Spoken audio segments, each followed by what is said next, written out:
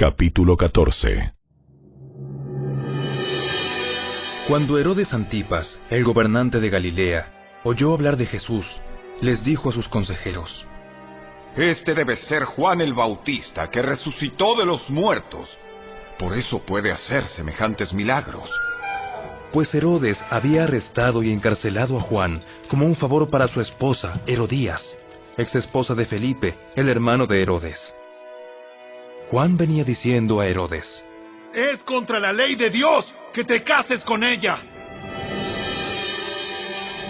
Herodes quería matar a Juan, pero temía que se produjera un disturbio, porque toda la gente creía que Juan era un profeta.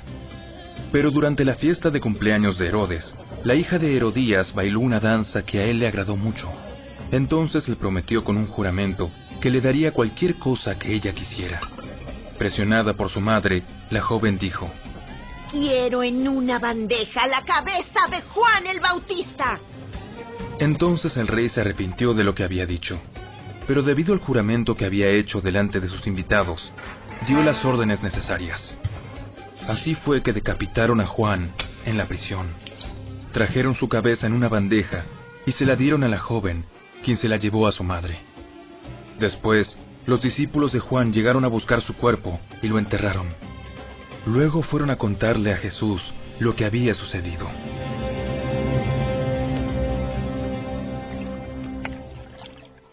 En cuanto Jesús escuchó la noticia, salió en una barca a un lugar alejado para estar a solas.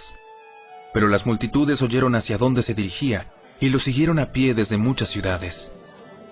Cuando Jesús bajó de la barca, vio a la gran multitud, tuvo compasión de ellos y sanó a los enfermos.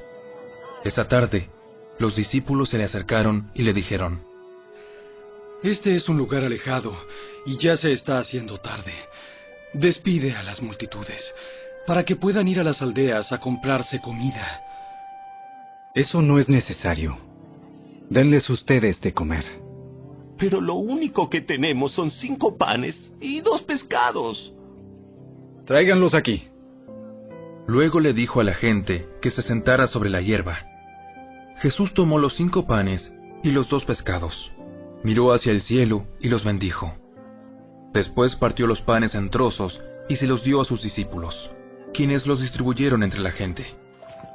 Todos comieron cuanto quisieron, y después los discípulos juntaron 12 canastas con lo que sobró.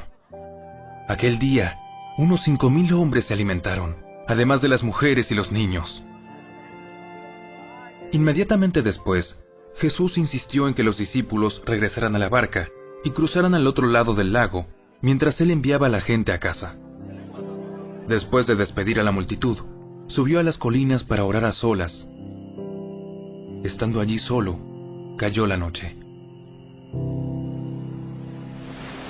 Mientras tanto, los discípulos se encontraban en problemas lejos de tierra firme, ya que se había levantado un fuerte viento y luchaban contra grandes olas. A eso de las 3 de la madrugada, Jesús se acercó a ellos caminando sobre el agua. Cuando los discípulos lo vieron caminar sobre el agua, quedaron aterrados. Llenos de miedo, clamaron: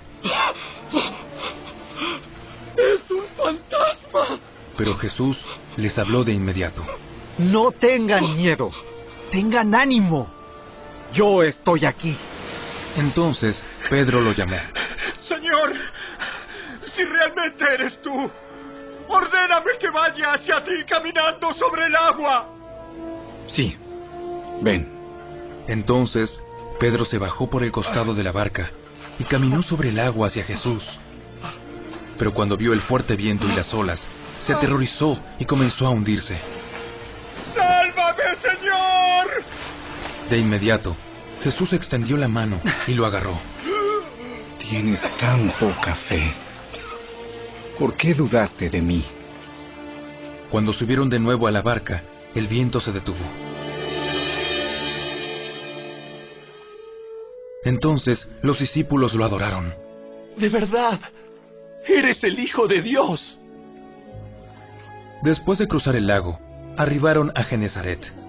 Cuando la gente reconoció a Jesús, la noticia de su llegada corrió rápidamente por toda la región, y pronto la gente llevó a todos los enfermos para que fueran sanados.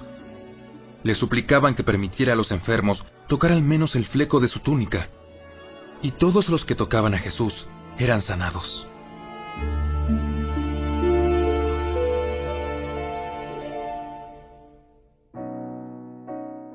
Audioescuelasabática.com. Miércoles 12 de mayo. Dios e Israel. Ahora pues, si diereis oído a mi voz, y guardareis mi pacto, vosotros seréis mi especial tesoro sobre todos los pueblos, porque mía es toda la tierra. Y vosotros me seréis un reino de sacerdotes y gente santa. Estas son las palabras que dirás a los hijos de Israel. Éxodo capítulo 19, versículos 5 y 6. En estos versículos, el Señor propone su pacto con los hijos de Israel. Aunque en cierto sentido el Señor los ha llamado, ese llamamiento no se les otorga automáticamente sin que ellos decidan. Tuvieron que cooperar. Incluso su liberación de Egipto implicó que ellos cooperaran. Si no hubieran hecho lo que el Señor les dijo, como marcar con sangre los postes de las puertas, no se habrían librado. Así de sencillo. Aquí el Señor tampoco les dice, les guste o no, serán un tesoro especial para mí y una nación de sacerdotes. No es así como funciona y no es lo que dice el texto. Escucha Éxodo capítulo 19, versículos 5 y 6, citado anteriormente. ¿Cómo entiendes lo que el Señor está diciendo en el contexto de la salvación por fe? ¿El mandato de obedecer al Señor anula de alguna manera el concepto de salvación por gracia? ¿Cómo te ayudan los siguientes pasajes a entender la respuesta? Romanos capítulo 3 versos 19 al 24, capítulo 6 versos 1 y 2, capítulo 7 verso 7, Apocalipsis capítulo 14 verso 12, Éxodo capítulo 19 versículos 5 y 6.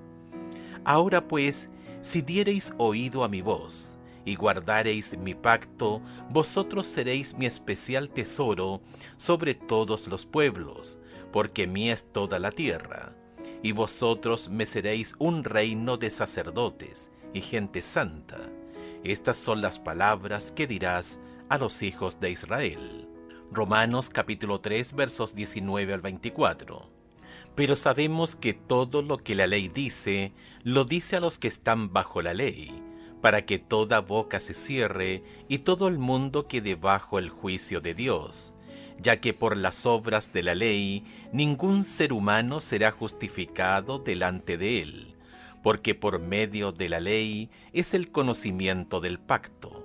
Pero ahora, aparte de la ley, se ha manifestado la justicia de Dios, testificada por la ley y por los profetas, la justicia de Dios por medio de la fe en Jesucristo, para que todos los que creen en Él, porque no hay diferencia, por cuanto todos pecaron y están destituidos de la gloria de Dios, siendo justificados gratuitamente por su gracia, mediante la redención que es en Cristo Jesús. Romanos capítulo 6 versos 1 y 2. ¿Qué pues diremos? ¿Perseveraremos en el pecado para que la gracia abunde? En ninguna manera, porque los que hemos muerto al pecado, ¿cómo viviremos aún en él? Romanos capítulo 7 verso 7. ¿Qué diremos pues? ¿La ley es pecado? En ninguna manera. Pero yo no conocí el pecado sino por la ley, porque tampoco conociere la codicia si la ley no dijera, no codiciarás. Apocalipsis capítulo 14 verso 12. Aquí está la paciencia de los santos, los que guardan los mandamientos de Dios y la fe de Jesús. No ganamos la salvación por nuestra obediencia, porque la salvación es el don gratuito de Dios para ser recibido por fe, pero la obediencia es el fruto de la fe. Camino a Cristo, página 52. Piensa en lo que el Señor estaba dispuesto a hacer por la nación de Israel. No solo los libró milagrosamente de la esclavitud en Egipto, sino también quería convertirlos en su tesoro, una nación de sacerdotes.